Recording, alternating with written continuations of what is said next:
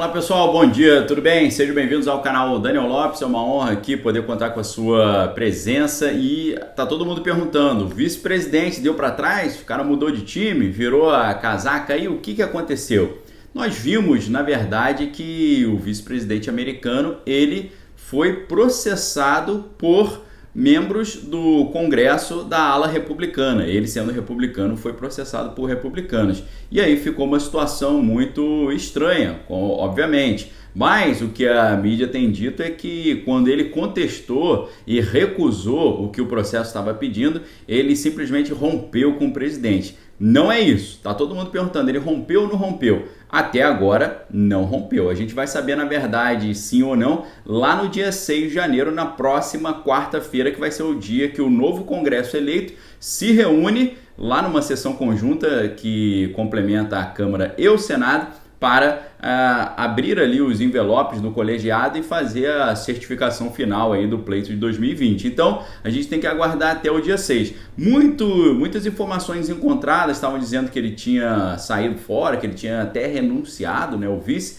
mas nada disso se confirmou por enquanto. O que a gente teve de uma informação assim que traz uma atenção ali foi que o presidente estava lá na sua casa de descanso lá na Flórida, ia passar a virada do ano lá, mas voltou para Washington e também o vice foi para lá, eles tiveram alguma reunião para definir alguma coisa. A gente não sabe exatamente o que foi definido. Uma questão importante é que o vice tinha um compromisso no exterior no dia 6, exatamente no dia 6, então em tese ele não estaria presidindo essa sessão conjunta como determina a Constituição, mas ele cancelou essa viagem ao exterior e muito provavelmente vai presidir a reunião. Eles acharam que ele poderia delegar isso lá para o presidente substituto lá do Senado, porque quem é o presidente do Senado, conforme a Constituição, é o próprio vice-presidente. Então, as coisas estão se alinhando aqui. No dia 6, a gente vai ter uma resposta definitiva se ele deu para trás, se ele mudou de time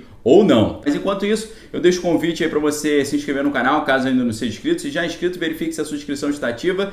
E se você gostar do vídeo, não esqueça de dar o seu like, porque quando você dá o like, a plataforma entende que você está gostando do conteúdo. Quando você dá o like, você comenta, a plataforma entende que você está curtindo aqui o material, continua te recomendando. Então é muito importante. Lembrando que o meu livro, Manual de Sobrevivência do Conservador no Século XXI, e a segunda impressão já está quase esgotando, tá bom, pessoal? Você tem que garantir logo o seu exemplar. Você vai estudar ali sobre política, sobre arte, sobre cultura, sobre educação. É bem legal, eu tenho certeza que você vai gostar. O pessoal que tem lido aí tem gostado muito, graças a Deus, tem tido um bom resultado. Então fica o convite aí para você adquirir também o seu exemplar do meu novo livro. Então, pessoal, a mídia começou a colocar títulos assim: vice-presidente rompeu com o presidente, né, e não quis entrar na ideia de levantar uma questão de ordem lá no dia 6 e por aí vai.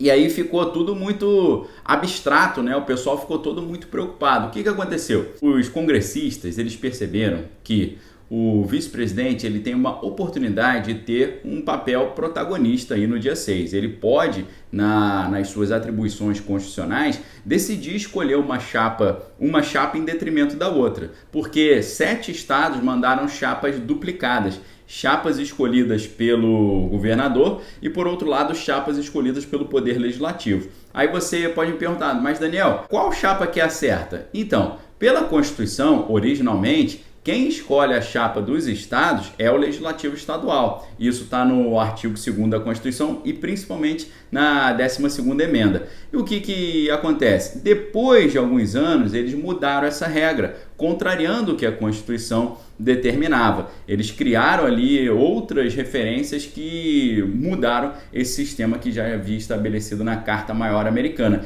E aí, o que os deputados perceberam? Os deputados perceberam que eles precisavam esclarecer essa regra, precisavam tirar essa regra de cena, precisavam mostrar para as pessoas que essa regra está de encontro, ou seja, vai contra a Constituição. Então, na verdade, eles não estavam processando o vice, indo contra o vice, era para dar mais poderes ao vice poder fazer valer a Constituição e não a lei que mudou isso tudo. O que é curioso, né, é que o pessoal falou, o vice rompeu, né? Mas aí você vai ler nas matérias, eles dizem assim, né? Especialistas concordam que a lei é muito confusa ela é muito vaga e ela nunca foi contestada, né? Agora, aí você fala assim, ué, só porque ela nunca foi contestada quer dizer que ela está correta, né? É uma lei antiga, 1887, mas eles concordam que ela é confusa e vaga, e na verdade o que faltou dizer aqui é que ela vai totalmente contra a Constituição americana. Por quê?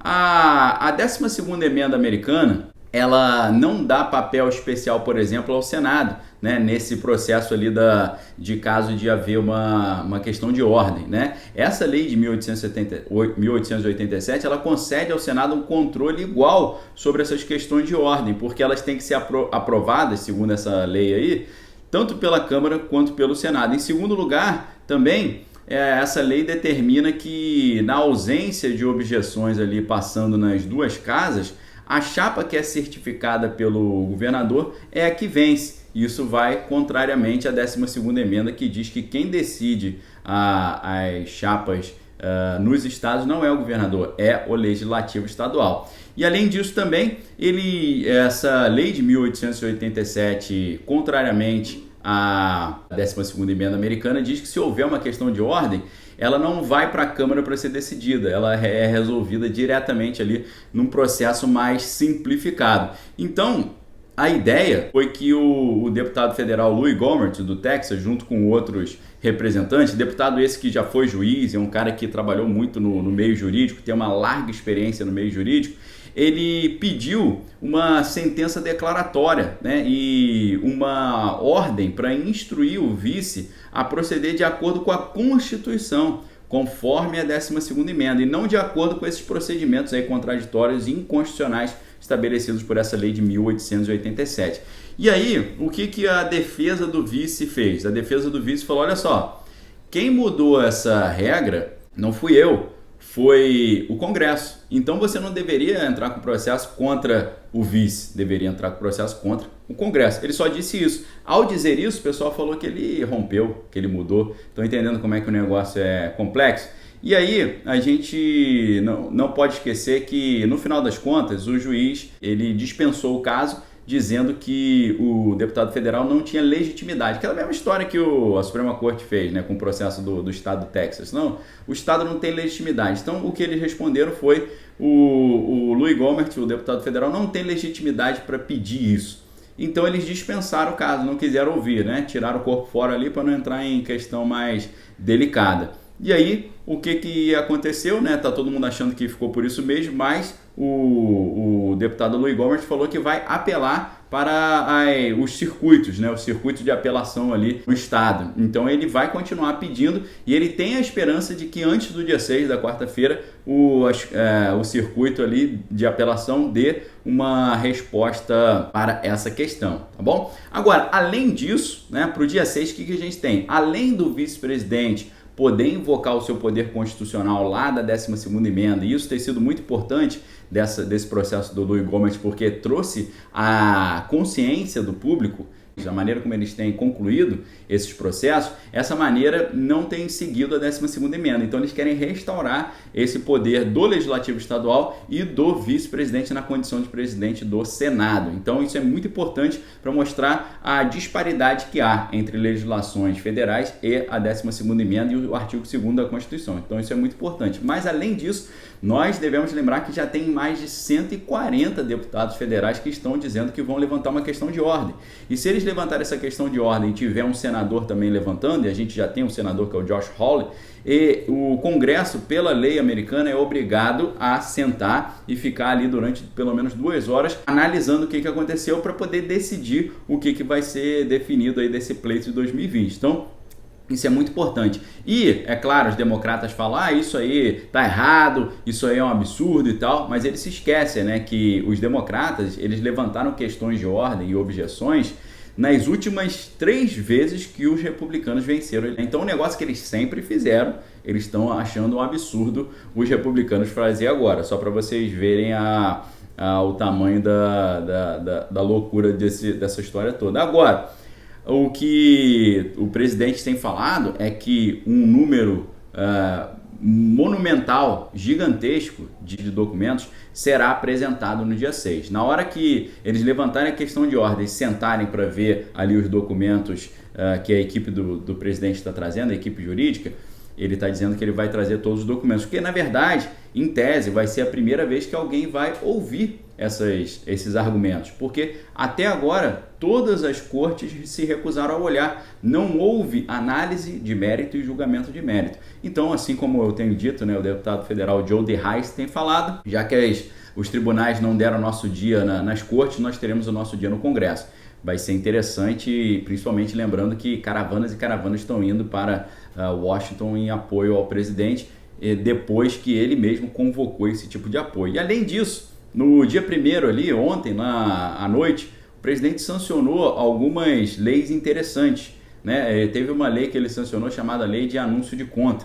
Essa lei ali, o título dela, ela tem um título completo e tem uma sigla, né? É a salvaguarda do amanhã por meio da Lei de Mitigação de Risco Contínuo. E aí quando você olha a sigla remete a um negócio aí que tem sido muito falado aí nos fóruns online e trouxe uma atenção para todo mundo que estuda esse tipo de assunto. Vou deixar a sigla aí para você ver qual que é. Tá todo mundo aí de olho, né? Porque fala sobre assistência em questão de problemas ali naturais e tal. E também ele emitiu uma outra ordem executiva sobre ajustes de salário. E tem gente achando que essa segunda ordem aqui foi para garantir que os americanos recebam os $2.000 que ele queria que eles recebessem, não aqueles $600 que o Congresso americano estava oferecendo. Então, pessoal, tem muita coisa acontecendo.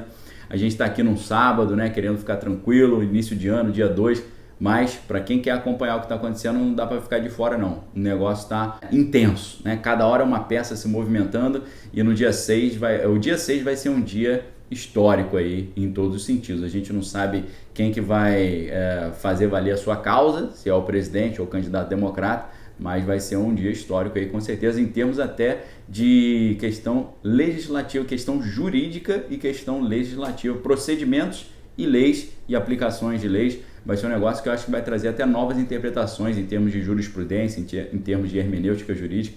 Vai ser interessante, tá bom, pessoal? Então é isso. Nossa formação de hoje, a gente volta mais tarde, às 17 horas, se Deus assim permitir. Obrigado pela audiência, obrigado pelo apoio.